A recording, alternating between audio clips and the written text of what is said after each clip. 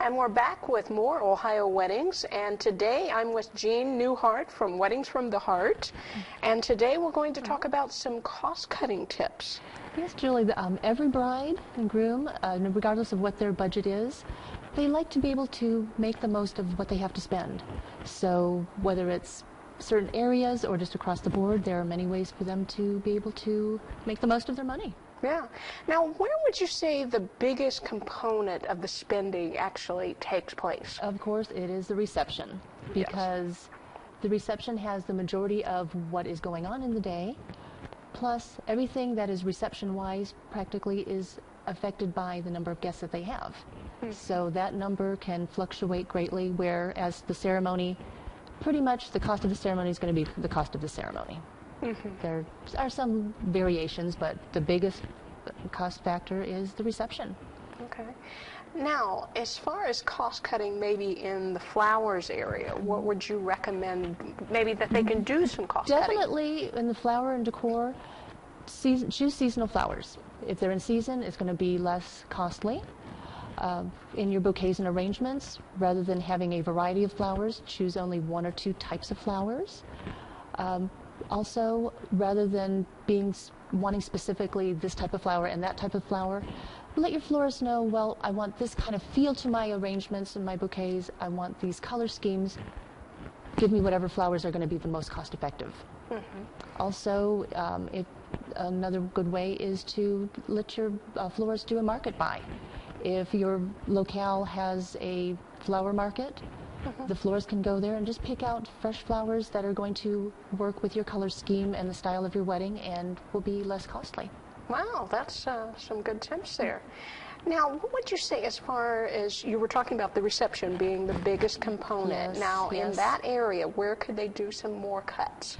Well, they can do some more cuts in their entertainment. DJs typically cost less than a live band. Also, if they have their ceremony and reception at the same location, they're going to generally spend less money because they don't have to spend as much on two different venues. Also, if they have ceremony and reception, same location, and a DJ, have the DJ provide music for both parts. That'll cost less. Also, if you have live musicians, live musicians for your ceremony, have them do the cocktail music as well.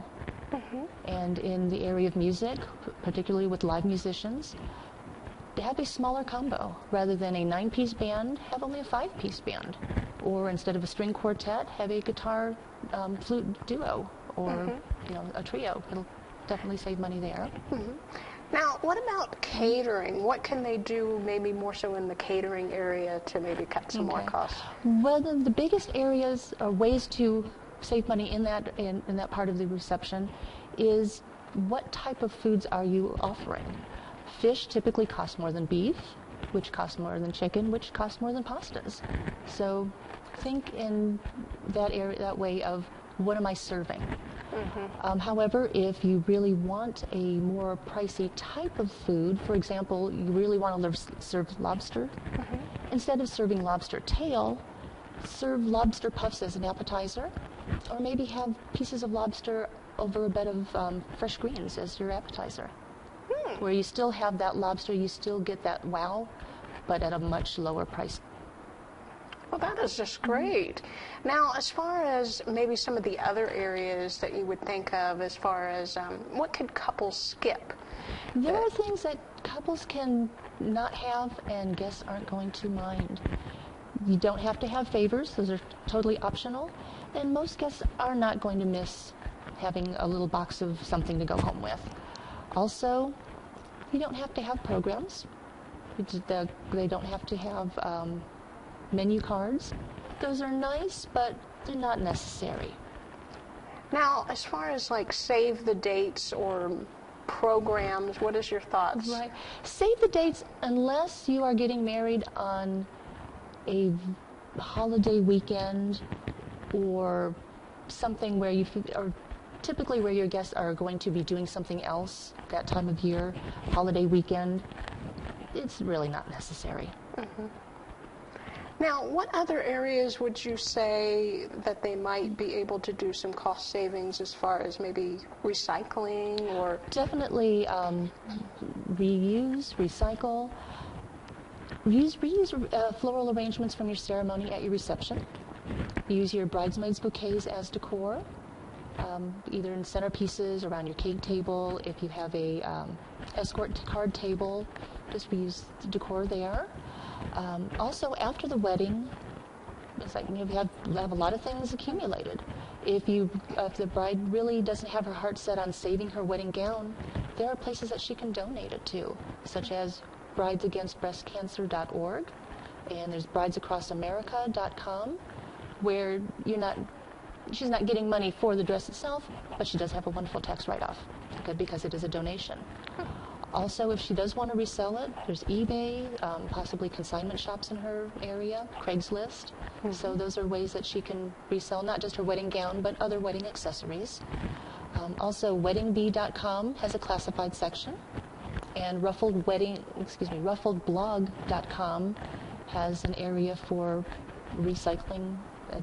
They even call it, recycling your wedding items. Now, I've also noticed there's been a trend in like stores that resell wedding dresses. So in some cases, when I guess a bride is maybe getting down to the final weeks of the wedding, maybe they haven't, they planned the wedding at the last minute. Exactly. And, how long, it takes so long to order a dress sometimes. It does, but that's because of the manufacturer. That has nothing to do with the bridal shop itself. They have no control over that. But like you're saying, that if a bride doesn't have a lot of time to wait for a wedding gown to be ordered, that's a good way to have a gown without having to have that crunch time or worry about is it going to come in on time. Also, for a bride who is like, yes, I want a wedding gown, but it's not a big priority. It's as long as I have something that looks nice, I'm happy. That's a good option. Also, trunk shows, or again, eBay online. With eBay online, be careful because you want to make sure it's the buyer beware. Make sure that you are getting it from a reputable source.